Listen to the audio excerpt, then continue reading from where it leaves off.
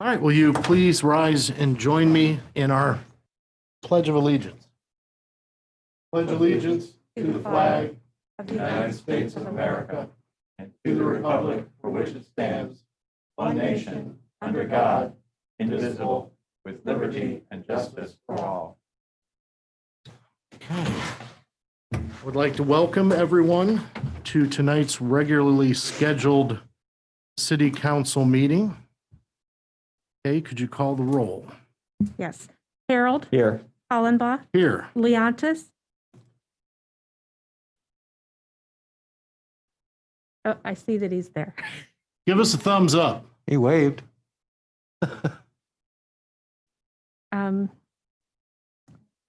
Phipps. Everybody's muted. Okay.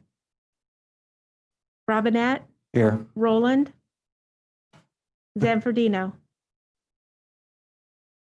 This could be a really short meeting.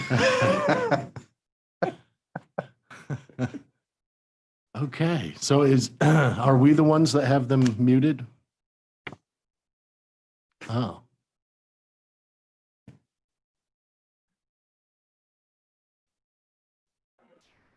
Okay, we're on now. Awesome.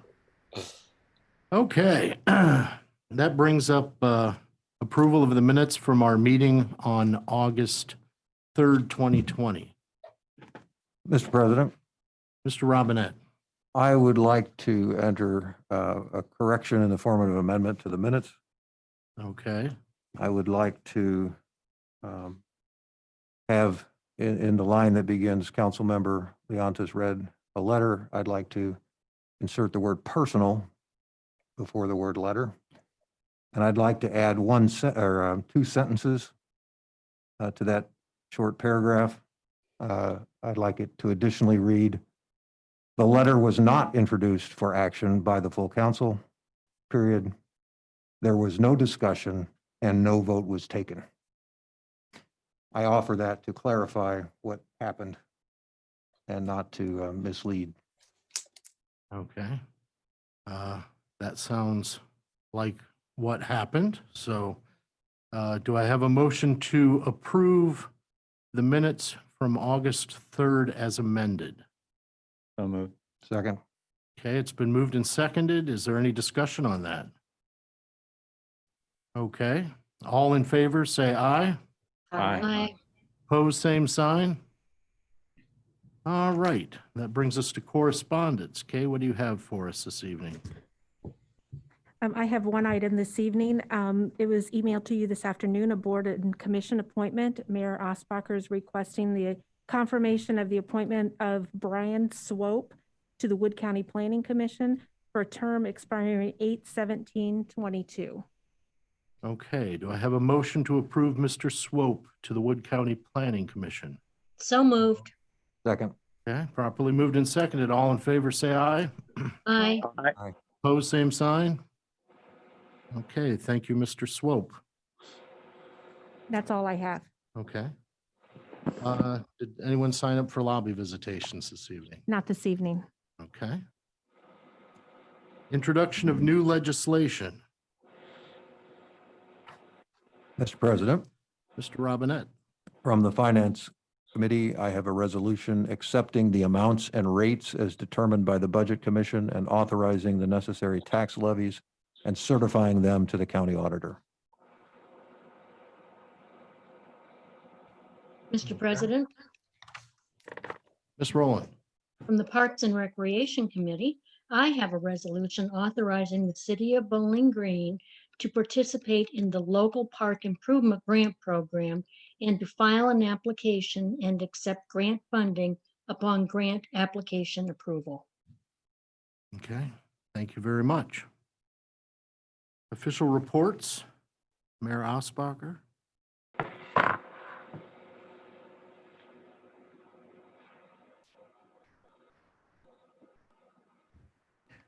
Good evening, everyone. It's great to see everybody.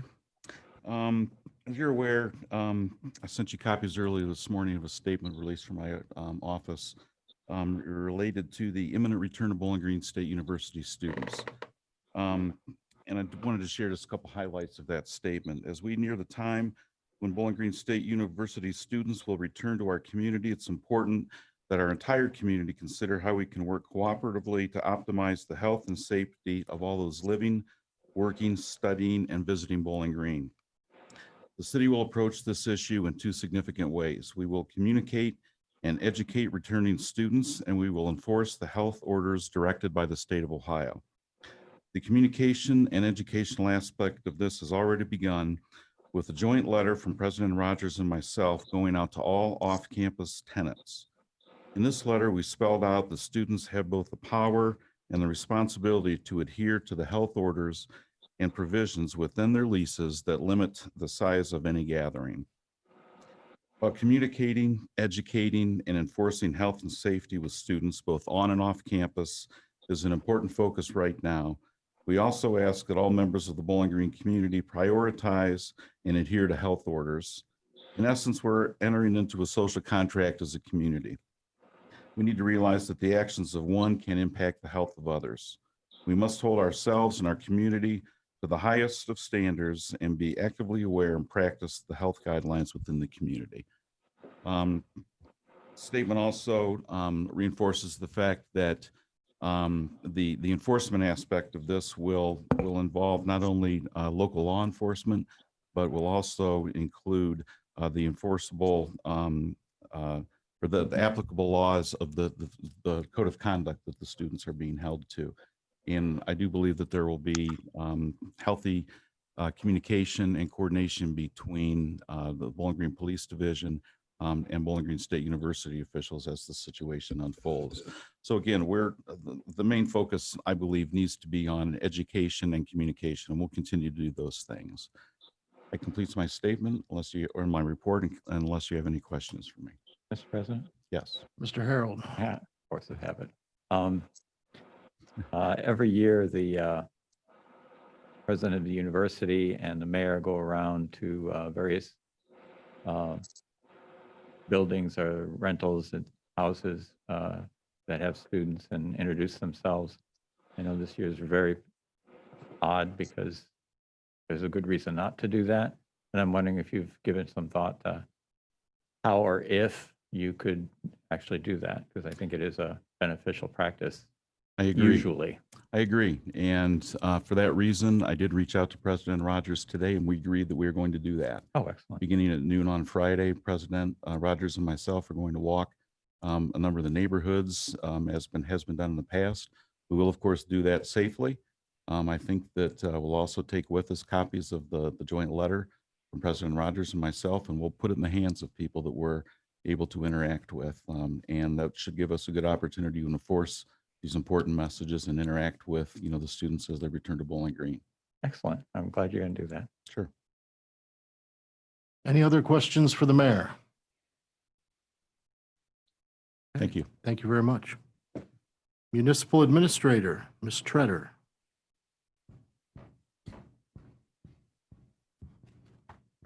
Good evening.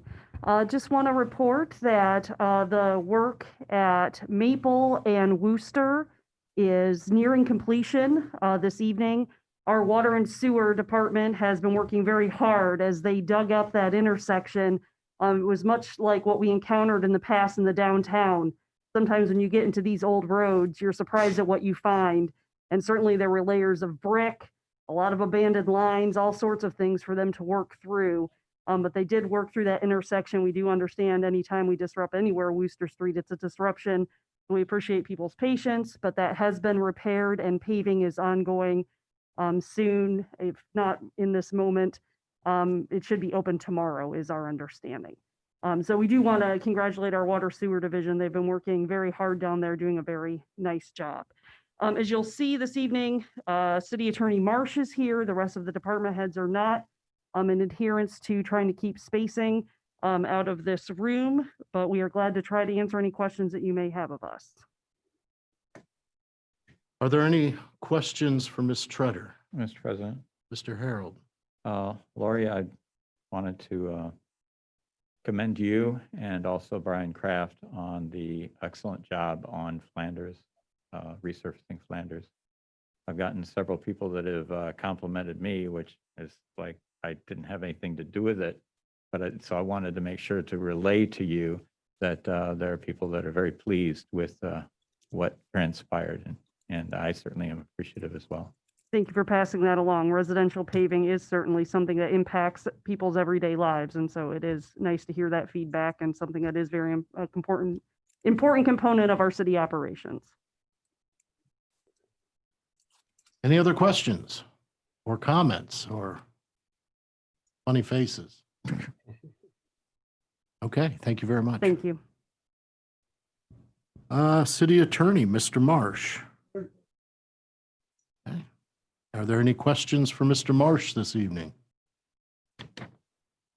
Great. Council committee reports. Does anyone have a council committee report? Okay. Which brings us to the reading of legislation. Okay. Legislation for first reading. Resolution number 3774 for first reading. Resolution accepting the amounts and rates as determined by the Budget Commission and authorizing the necessary tax levies and certifying them to the county auditor. Resolution number 3775 for first reading. Resolution authorizing the City of Bowling Green to participate in the Local Park Improvement Grant Program and to file an application and accept grant funding upon grant application approval. There is no legislation for second reading. Legislation for third reading, ordinance number 8864 for third reading, ordinance determining to proceed with the plan of services of the expanded Bowling Green Central Business Special Improvement District Incorporated and providing for the levy of assessments therefore and declaring an emergency. Mr. President, Mr. Robinette. I move to adopt the emergency clause for ordinance 8864. Second? Okay, properly moved and seconded. Okay, Hollenbaugh, yes. Leontis, Yes. Phipps, Yes. Robinette, Yes. Roland, Yes, Zanfordino, Harold. Yes. Okay, the emergency clause, well, that was for suspending the rules, correct? That's the That was the emergency emergency clause. That was the emergency. Okay, so we Three have, normal readings on that one. all right. So the emergency clause has been approved for ordinance 8864. Mr. President, Mr. Robinette. I move to adopt ordinance 8864. Second? Second. Okay, properly moved and seconded. Is there any discussion? Okay, could you call the roll? Leontis, Yes. Phipps, Yes. Robinette, Yes. Roland, yes, Zanfordino, Yes. Harold, Yes. Hollenbaugh. Yes. Okay, ordinance 8864 is adopted. Is there any other business to come before council this evening? Mr. President, Mr. Leontis. I'd just like to give a little follow-up, and I'd like to thank Kay for her help.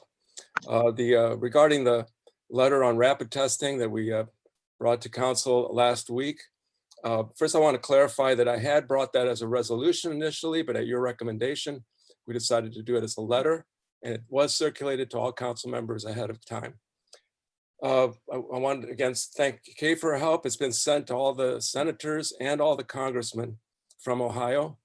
And it's such an important thing to get us out of this pandemic is mass production of rapid testing is the key, because we have no guarantee a vaccine will be ready even in 6 months, even in 12 months. So those who did not sign the letter, I urge you, write a letter that you are comfortable with, making the same points or making points about the urgency of funding this. And I want to point out that the House bill, which has been voted by the House, includes funding for mass testing, for mass production of rapid testing and testing of all types. But the Senate bill did not have this. And that is why we should put focus on the Senate. So when you write, especially write to the senators about this. That's the point I want to make. Thank you. All right. And Neocles, I'd like to thank you for putting that letter together. As a public school teacher and one who went back today, I certainly understand the importance of being able to rapidly test students to effectively hold public school. So thank you very much. Any other business to come before council? Okay, do I have a motion to adjourn? So moved. Second. Okay, it's been moved and seconded. All in favor, say aye. Aye. Opposed, same sign. We are adjourned.